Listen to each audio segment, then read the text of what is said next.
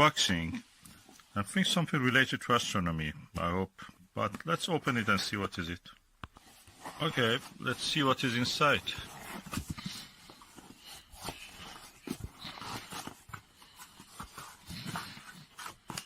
Oh. Filler. What is this?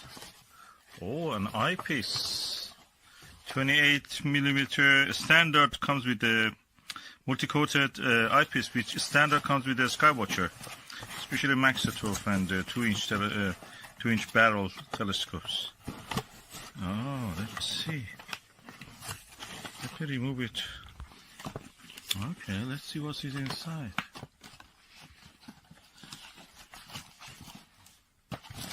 I had one of these and I was really happy, and I wanted one more. And I'm really impressed with this. This looks actually better than the other one I had. The only difference is that this one, the top cap is not there. There should have been a cap for this. And I like the eye cup for it, because it really, the eye can go there, stand there, and just comfortably watching the image. Yeah, no, I have removed it. That's what I mean when I say that. Let me just turn on the light and see how it looks. Okay, that's the lens eyepiece. Quite nice. Let me remove this cap. This cap here is missing, but the eye cup is really nice. Look at the clean image it gives, even in this dark leather. I'm impressed. I have another one.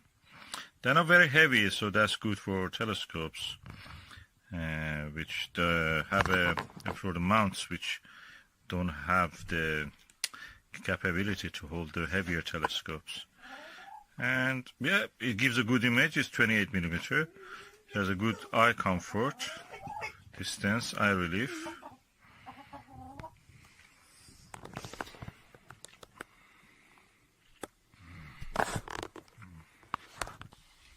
As you can see, I'm really happy with this purchase.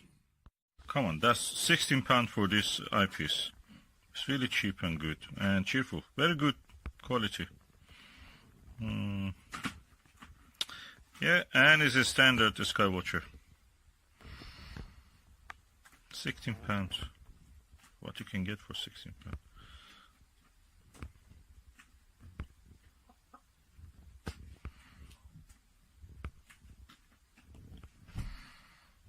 Anyway,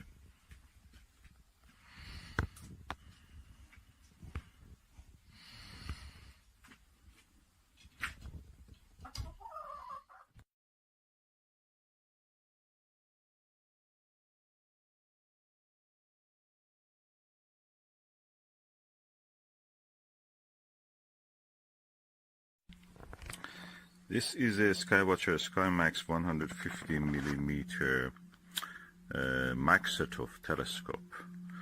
It's around 7 kg with the diagonal eyepiece and finder. This finder I've added on my own, and it's a right angle finder, so easy to look at. But the problem with this telescope, and everywhere I have seen, is that they say that it needs a very robust, heavier mount like EQ5 or above. I read in one of the astronomy forums that actually you can use the tripod for a Skywatcher flex tube, Dobsonian mount. I'll show you the telescope itself, the box of it, you will remember. That's the telescope I'm referring to, and for the International Year of Astronomy 2009. Special edition. This Dobsonian mount here that you can see at the center is the one I'm using. I must say it looks quite impressive on this mount. And the only worry is that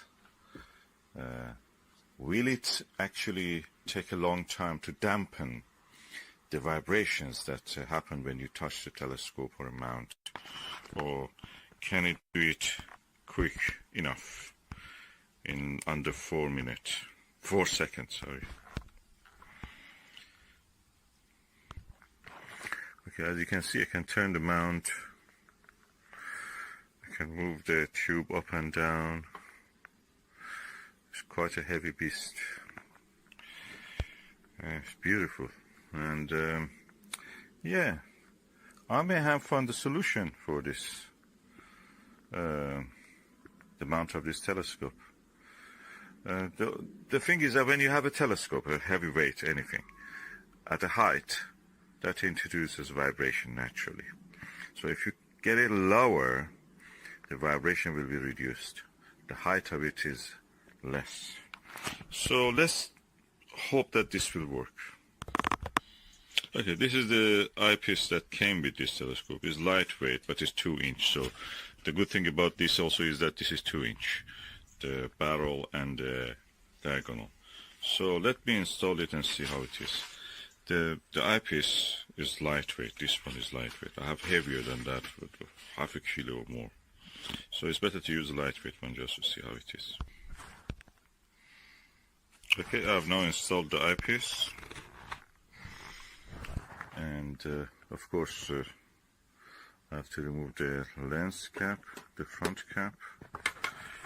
And take a look here. The telescope is not balanced at this stage. So I'm going now to move it along just to make it a little bit balanced. Okay, the eyepiece added some weight to it, so I had to balance it. I moved it slightly toward this direction, so the weight in this direction will be equal to the weight this direction. That's the fulcrum, the center of the gravity, you can call it also. And hopefully that will stay, so I can move it up and down, and to the left and right. So let me target something.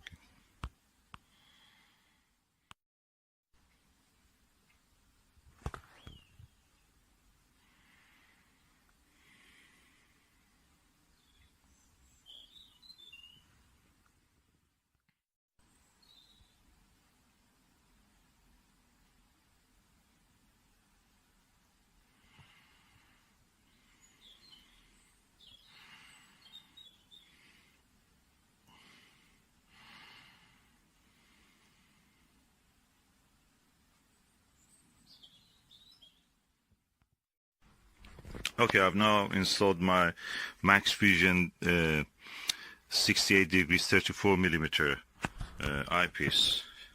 There's a very wide viewing angle. I was really impressed with the image quality on this one. I'm holding the camera. I'm looking forward. That shows the difference between a cheap eyepiece and a good quality eyepiece.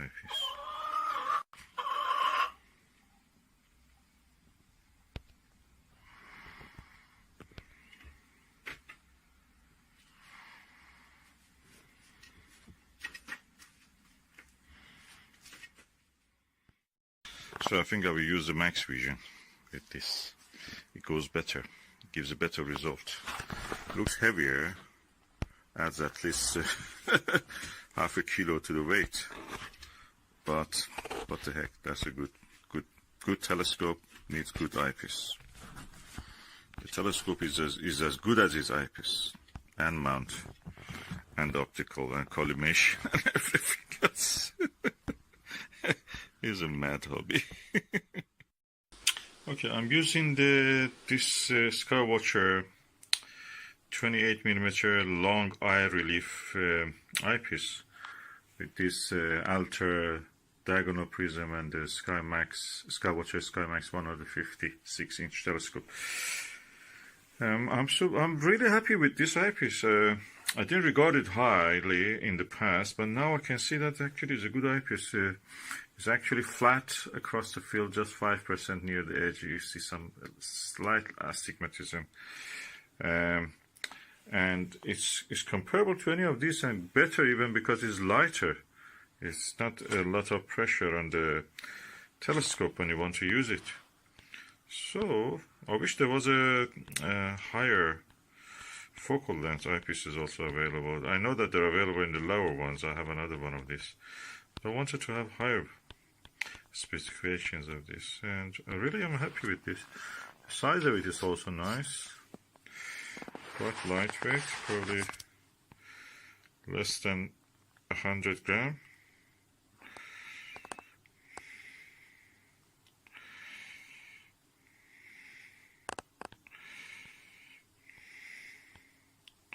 Nice eyepiece, and easily fits there, and everything here is Skywatcher except this ultra diagonal prism, and yeah, quite impressed.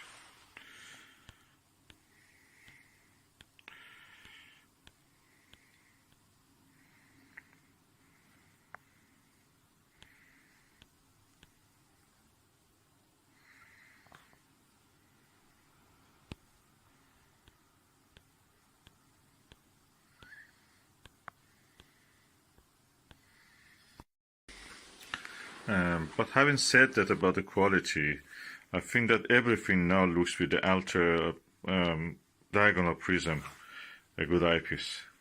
this is the culprit. This is responsible for all this quality I can see.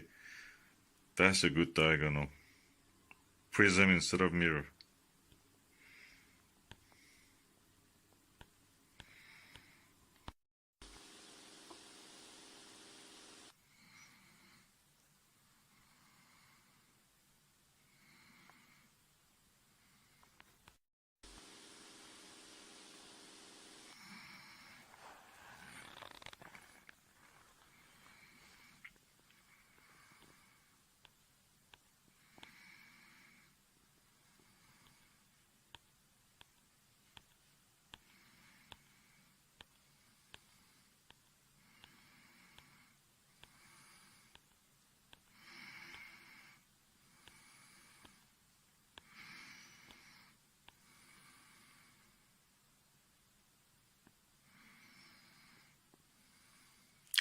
I'm using the Skywatcher 28mm long eye relief eyepiece.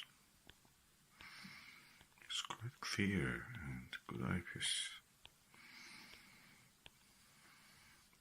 Very cheap and lightweight.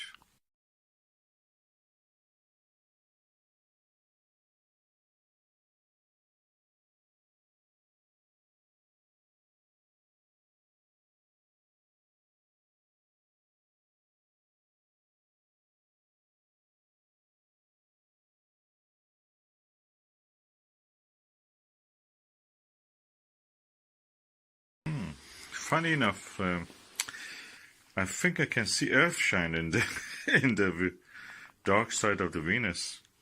I read about it many years ago in one of these French or Russian astronomy books, quite old, from 19th century or early 20th century, that some people actually have been able to see the Earthshine. That means the Earth shining over the sky. Of course, cloud tops in the case of Venus. And they're lighting up those areas. It can be the atmosphere of the Venus, even the clouds or lightning, or a kind of glow, magnetic anomalies there, causing a kind of neon cold light. What I can see actually something like, I don't think the camera can show it, but visually I can see that.